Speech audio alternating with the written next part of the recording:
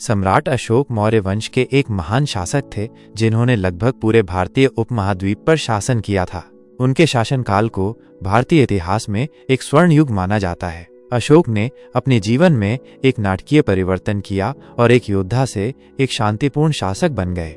अशोक का जन्म लगभग 304 BC पाटलिपुत्र वर्तमान पटना में हुआ था। उनके पिता बिंदुसार मौर्य साम्राज्य के शासक थे। अशोक ने अपने पिता के शासनकाल के दौरान तक्षशिला और उज्जैन के गवर्नर के रूप में कार्य किया। कलिंग युद्ध। अशोक के शासनकाल के 9वें वर्ष में उन्होंने कलिंग वर्तमान ओडिशा पर आक्रमण किया। इस युद्ध में भारी संख्या में लोग मारे गए और घायल हुए। इस युद्ध के बाद अशोक ने हिंसा का त्याग कर दिया और बौद्ध धर्म अपना लिया। कलिंग युद्ध के बाद अशोक ने बौद्ध धर्म अपना लिया और शांतिपूर्ण शासन की नीति अपनाई। उन्होंने बौद्ध धर्म के प्रचार प्रसार के लिए कई उपाय किए, जैसे कि धम्म की स्थापना और बौद्ध भिक्षुओं को भेजना। अशोक ने अपने शासनकाल में कई सड़कें, कुएं और अस्पताल बनवाए। उन्होंने धार्मिक सहिष्णुता को बढ़ावा दिया और सभी धर्मों का सम्मान किया। उन्होंने अपने शासनकाल में कई शिलालेख भी बनवाए, जिनमें से कुछ आज भी मौजूद हैं।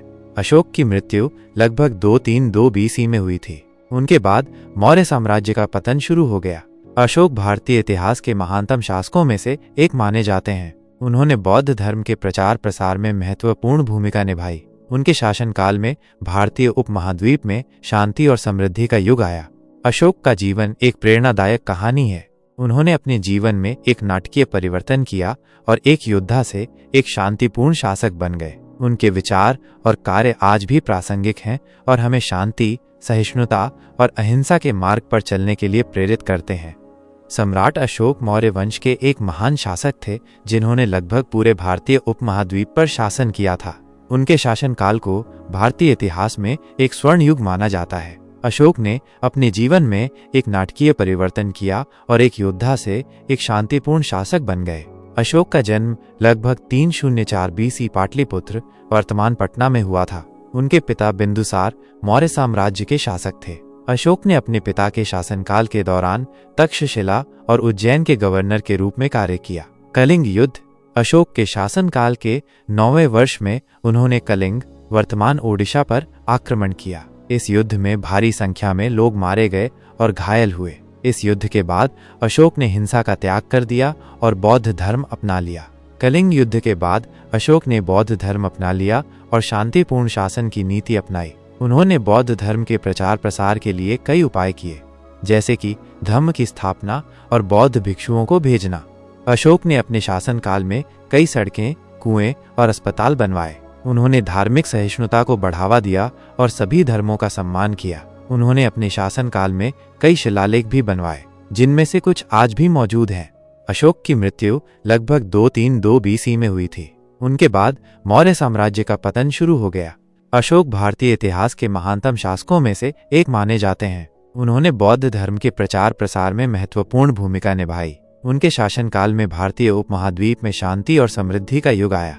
अशोक का जीवन एक प्रेरणादायक कहानी है। उन्होंने अपने जीवन में एक नाटकीय परिवर्तन किया और एक योद्धा से एक शांतिपूर्ण शासक बन गए। उनके विचार और कार्य आज भी प्रासंगिक हैं और हमें शांति, सहिष्णुता और अहिंसा के मार्ग पर चलने के लिए प्रेरित करते हैं। उन्होंने हिंसा का त्याग कर दिया और बौद्ध धर्म अपना लिया, जिसका प्रभाव उनके शासन की नीतियों पर भी पड़ा। अशोक के शासनकाल में गरीबों के लिए किए गए कुछ प्रमुख कार्य थे। धम्म की स्थापना। अशोक ने धम्म की स्थापना की, जो एक जीवन दर्शन था जिसमें अहिंसा, सहिष्णुता और दया जैसे मूल्यों को महत्व दिया जाता था। इसने समाज में एक अधिक न्याय संगत और करुणामय वातावरण बनाने में मदद की, जिससे गरीबों को भी लाभ मिला। अशोक ने कई समाज कल्याण कार्यक्रम शुरू किए, जिनमें सड़कों, कुओं और अस्पतालों का निर्माण शामिल था। इन सुविधाओं ने सभी लोगों के जीवन को बेहतर बनाने में मदद की, जिसमें गरीब भी शामिल थे। धार्मिक सहिष्णुता। अशोक ने सभी धर्मों का सम्मान किया और धार्मिक सहिष्णुता को बढ़ावा दिया। इससे समाज में एक सौहार्दपूर्ण वातावरण बनाया गया, जिससे सभी लोगों को समान अधिकार और सम्मान मिला। इन उपायों से अशोक ने गरीबों के जीवन को बेहतर बनाने की दिशा में महत्वपूर्ण कदम उठाए। उन्होंने एक ऐसे समाज की स्थापना की जहां सभी लोगों को समान अधिकार और सम्मान दिया जाता था, भले ही वे किसी भी वर्ग या धर्म से संबंधित हों। अशोक के शासनकाल में गरीबों के प्रति उनके व्यवहार को समझने के लिए उनके शिलालेखों में भी संकेत मिलते हैं। इन शिलालेखों में उन्होंने अपने विचारों और नीतियों को स्पष्ट किया है, जिनमें गरीबों के कल्याण के लिए किए गए उपायों का भी उल्लेख है। अशोक के जीवन और कार्य आज भी प्रासंगिक हैं और हमें शांति, सहिष्णुता और अहिंसा के मार्ग पर चलने के लिए प्रेरित करते हैं। उनका गरीबों के प्रति व्यवहार एक आदर्श है, जिसका अनुसरण करके हम एक अधिक न्यायसंगत और करुणामय समाज का निर्माण कर सकते हैं। कि सम्राट अशोक का समय आधुनिक शिक्षा प्रणाली से बहुत पहले का है। उस समय कॉलेज जैसी कोई संस्था मौजूद नहीं थी। अशोक एक राजकुमार थे और उन्हें राजकाज चलाने के लिए आवश्यक सभी शिक्षा और प्रशिक्षण महल में ही दिया जाता था। अशोक का बचपन और शिक्षा। राजा का पुत्र अशोक मौर्य वंश के राजा बिंदुसार के पुत्र थे। सैन्य प्रशिक्षण। एक राजकुमार होने के नाते अशोक को युद्ध कला, शासन और राजनीति में प्रशिक्षित किया गया था। महल में शिक्षा।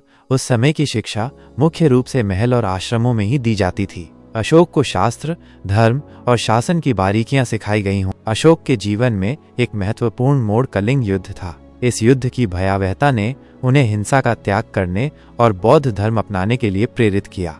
बौद्ध धर्म। कलिंग युद्ध के बाद अशोक ने बौद्ध धर्म अपना लिया और धम्म के प्रचार में जुट गए। अशोक ने अपने शासनकाल में कई शिलालेख बनवाए, जिनमें उन्होंने धम्म के सिद्धांतों और अपने शासन के बारे में बताया है।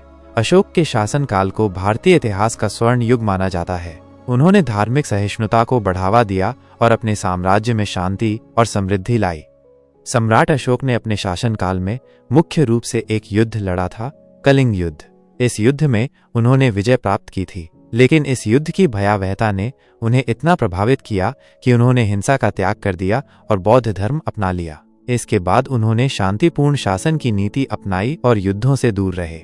इसलिए यह कहा जा सकता है कि सम्राट अशोक ने मुख्य रूप से एक युद्ध लड़ा और जीता, लेकिन उन्होंने अपने जीवन के बाकी हिस्से में शांतिपूर्ण शासन को प्राथमिकता दी।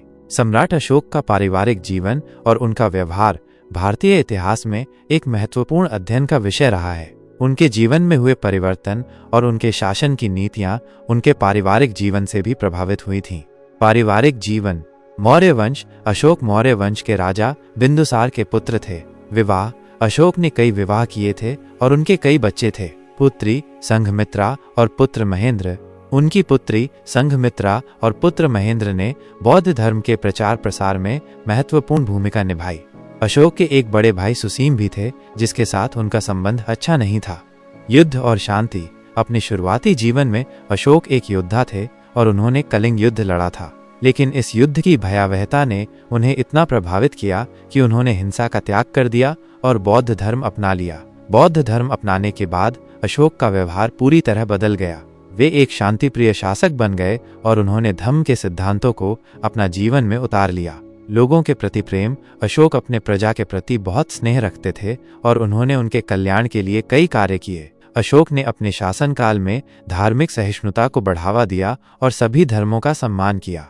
कलिंग युद्ध ने अशोक के जीवन में एक महत्वपूर्ण मोड़ लाया। इस युद्ध में हजारों लोगों की मृत्यु हुई थी, जिसने अशोक को गहरा सदमा पहुंचाया। इस घटना ने उन्हें हिंसा के मार्ग से हटकर धर्म के मार्ग पर चलने के लिए प्रेरित किया। अशोक के शासनकाल को भारतीय इतिहास का स्वर्ण युग माना जाता है। उन्होंने अपने साम्राज्य में शांति और समृद्धि लाई और धम्म के सिद्धांतों को फैलाने में महत्वपूर्ण भूमिका निभाई।